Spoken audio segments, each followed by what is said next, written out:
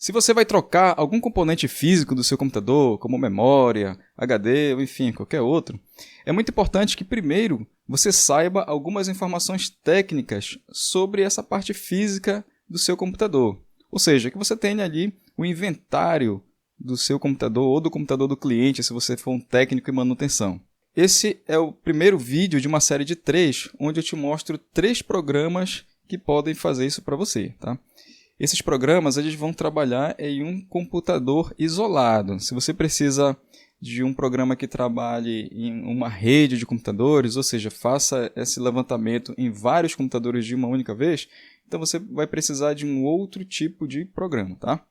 Nesse primeiro vídeo eu vou te falar sobre o programa CPU-Z. É esse que está aparecendo aqui na tela. Então eu vou acessar o site para a gente poder fazer o download e execução do programa. O site oficial é esse daqui, cpuid.com. Você pode encontrar aqui na descrição do vídeo o endereço. Eu recomendo sempre que você faça o download de qualquer software, sempre do site oficial.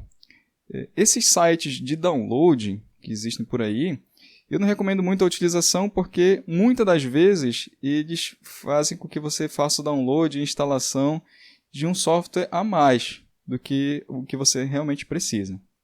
Esses sites de downloads eles são interessantes porque tem às vezes algumas informações, algumas opiniões, algumas análises e às vezes tem até um tutorialzinho, mas para fazer o download efetivamente eu recomendo fortemente que você acesse sempre o site oficial do programa, beleza? Então olha só, esse aqui é o site principal, você percebe que aqui a gente já consegue observar o CPU-Z. Existem também outros softwares. Um detalhe interessante é que o CPU-Z ele é gratuito, não tem propaganda nenhuma e em momento algum ele vai pedir para que você compre uma licença. Você pode utilizar em quantos computadores você quiser, quantas vezes também forem necessárias. Então, olha, para fazer o download, você clica bem aqui nessa opção, se o teu sistema operacional for o Windows, tá? Você vai ser direcionado para essa outra página aqui. Você pode clicar nessa primeira opção ou na segunda, tanto faz, tá? Um detalhe aqui, você já consegue perceber que o software está em inglês. Então, se você domina o idioma, você não vai ter grande dificuldade. Mas se você não sabe inglês, não é tão complicado assim também entender o funcionamento do programa, tá? Vou te mostrar aqui, você não vai ter grande dificuldade. Então, você vai clicar nesse botão, vai abrir essa outra página aqui, e você clica no botão Download Now, tá? Eu não vou fazer o download porque eu já tenho o programa aqui. Aqui está para executá-lo. Basta dar 2 cliques rápido. Quando o Windows perguntar se você quer realmente executar esse programa, você clica na opção Sim. Tá? Percebe que esse programa ele não é instalado no seu computador. Ele é um portátil. Tá bom? Então, nesse primeiro momento, ele faz uma análise aqui. Já está fazendo uma análise no teu computador. Às vezes demora aí 1 minuto, enfim, não é tão demorado assim. E pronto, aqui está o nosso programa. Olha só, percebe que ele é dividido em várias abas, tem muita informação. Eu não vou falar tudo, obviamente, que senão ia ficar longo demais esse vídeo.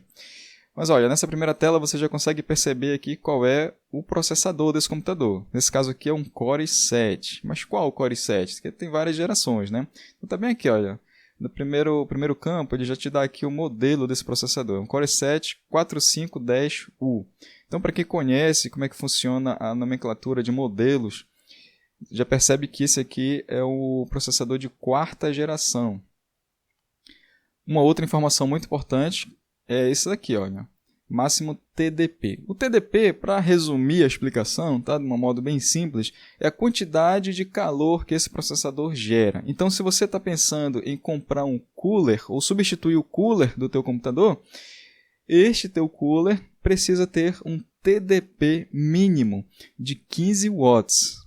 Pode ter mais, tá? Mas tem que ter no mínimo 15 watts. Na prática, quando você vai comprar um cooler, geralmente já vem escrito lá se ele é para Core 5, Core 7, para algum processador da AMD, enfim. Então, se você estiver comprando um cooler para o Core 7, então ele vai funcionar no teu computador. Mas se não tiver essa informação lá de para qual processador ele é recomendado, você precisa localizar essa informação lá. Qual é o TDP do cooler? Ok? Outra informação que eu acho interessante aqui, as pessoas gostam de saber, né, é a quantidade de núcleos que tem um processador. Está aqui embaixo. Olha. Então, esse processador ele tem 2 cores, ou seja, tem 2 núcleos físicos.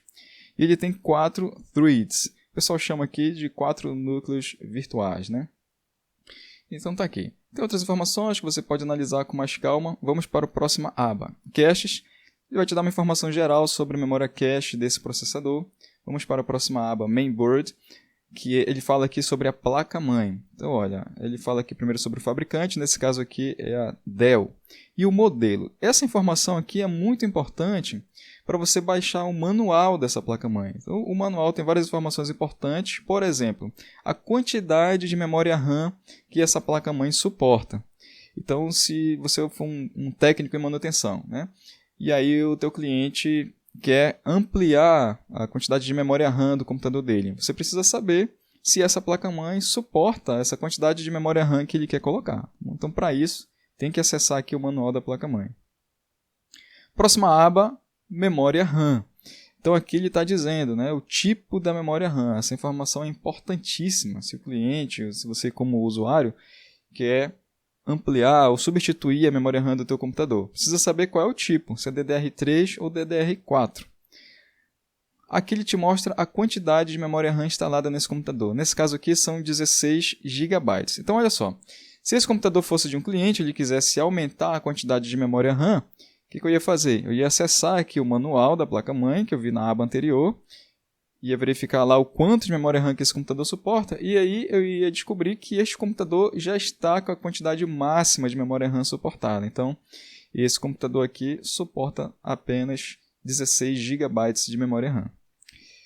Ele já me diz aqui que ele está trabalhando em modo Dual Channel, e aqui ele me dá a velocidade de trabalho. Nesse caso aqui, a gente arredonda essa informação para 800 MHz. É a informação que a gente trabalha assim, no dia a dia. Tá? Agora, como é que está dividida essa memória aqui? Será que eu tenho um único módulo de 16 GB ou eu tenho 2 módulos de 8 GB? Vamos ver aqui na próxima aba, SPD. Então, olha só, aqui você vem aqui, vai verificar quais slots estão sendo ocupados. Você clica, nesse caso aqui eu só tenho 2 slots. Tá? Esse primeiro slot eu tenho 8 GB, então você já entende que no segundo slot também tem 8 GB, né? Então eu vou clicar aqui no segundo só para confirmar, olha só, 8 GB. E aqui ele me dá mais detalhes sobre essa memória RAM. E ele me dá detalhes sobre cada módulo de memória RAM. Então nesse caso aqui no slot 2, esse módulo ele é DDR3L. Esse L aqui, para quem conhece a especificação de memória RAM, sabe que ele tem uma tensão menor de trabalho, tá? Aqui nós temos a velocidade, né, de 800 MHz, e ele me diz aqui qual é o fabricante dessa memória RAM. Nesse caso aqui, a fabricante é a Clisray. Aqui embaixo, ele me dá a tensão que essa memória trabalha. Nesse caso aqui é 1.35 volts. No slot 1, a gente pode conferir essas informações. Tá? Elas são as mesmas, são 2 módulos iguais.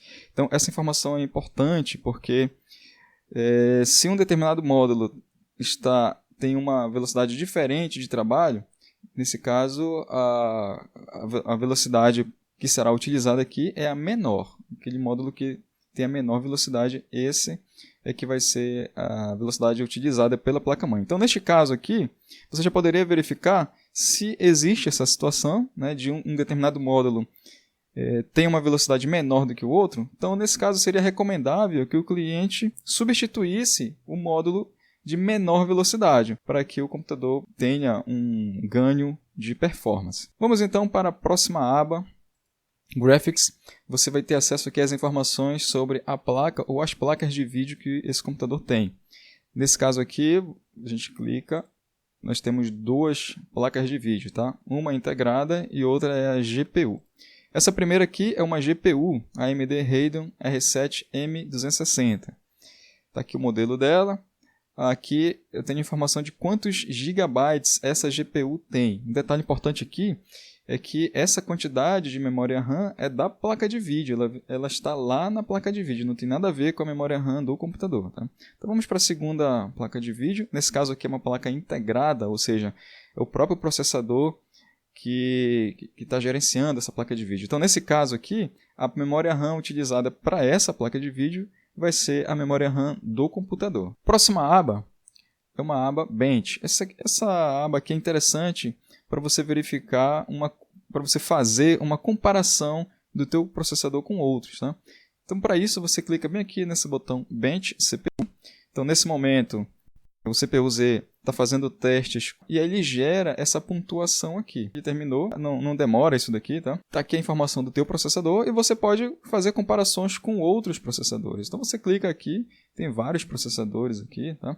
Por exemplo, eu vou pegar aqui esse AMD Ryzen 3950, ou seja, é um processador Ryzen 9 de geração 3. Então olha só a diferença aqui, né? O AMD Ryzen ele tem uma performance muito superior do que a esse meu processador aqui. Esse processador Ryzen 9 ele é muito mais novo do que o meu. Então, vamos pegar aqui um processador mais antigo. Vou pegar aqui o Intel Core Duo. E aí, olha só a diferença aqui, né?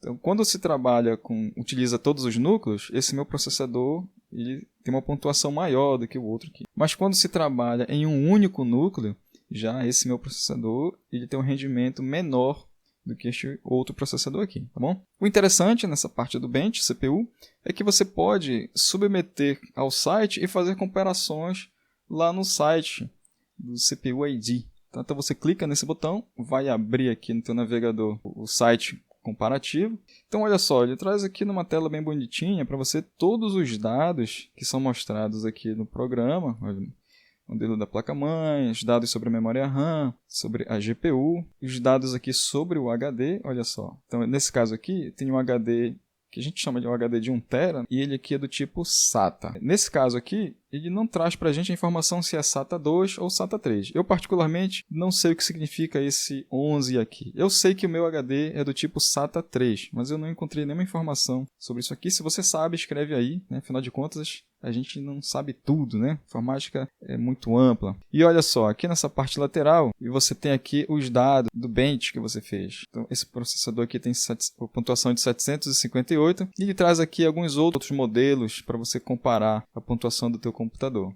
E tem ainda uma outra opção interessante que é esse botão Stress CPU. Esse botão aqui ele vai fazer um teste no teu processador. Então esse teste é interessante para você saber se está esquentando muito o teu processador, por exemplo. Então, para utilizar esse Stress CPU é interessante você colocar aqui um monitor de sistema para você verificar a temperatura do teu processador e o quanto que está consumindo do teu processador. É interessante também isso daqui para quem está comprando um computador usado, por exemplo. Faz um Stress CPU aqui para saber o quão rápido ele esquenta. E você acaba verificando também se a pasta térmica está trabalhando de uma forma satisfatória. E se esse computador superaquecer, ele será desligado automaticamente, então você não tem grandes riscos assim de queimar esse teu computador. Eu digo grandes riscos porque nada é 100%, né, pessoal? Mas é muito difícil um processador queimar nesse teste de stress aqui. Bem, aqui embaixo você tem algumas ferramentas, tá? Uma ferramenta que eu acho muito interessante é o relatório.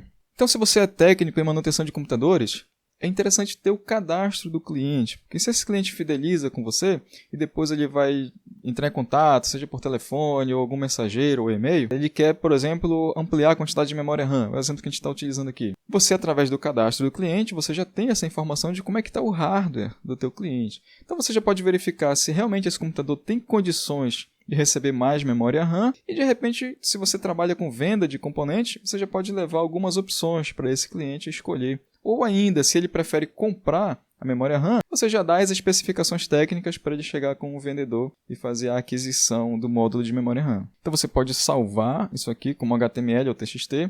Eu vou salvar como HTML, que eu acho melhor. Um detalhe aqui que você tem que dar um nome para o arquivo e colocar .html para facilitar para abrir o arquivo, tá? Aqui o arquivo, é um arquivo bem simples aqui, mas traz todos os dados do computador. Você já pode verificar aqui. Ele é offline, tá? Então você não precisa de internet para abrir esse arquivo. Um detalhe interessante aqui é que ele traz, inclusive, qual o sistema operacional que está instalado nesse computador. Então é isso. Tem várias informações, é interessante você ver com calma isso daqui. Eu trouxe apenas algumas que eu julgo principais, tá certo? Então para você que ficou até aqui, Obrigado por ter assistido o vídeo. Se quiser saber sobre os outros softwares que eu vou falar, assista o vídeo 2 e o vídeo 3. Um forte abraço e até a próxima.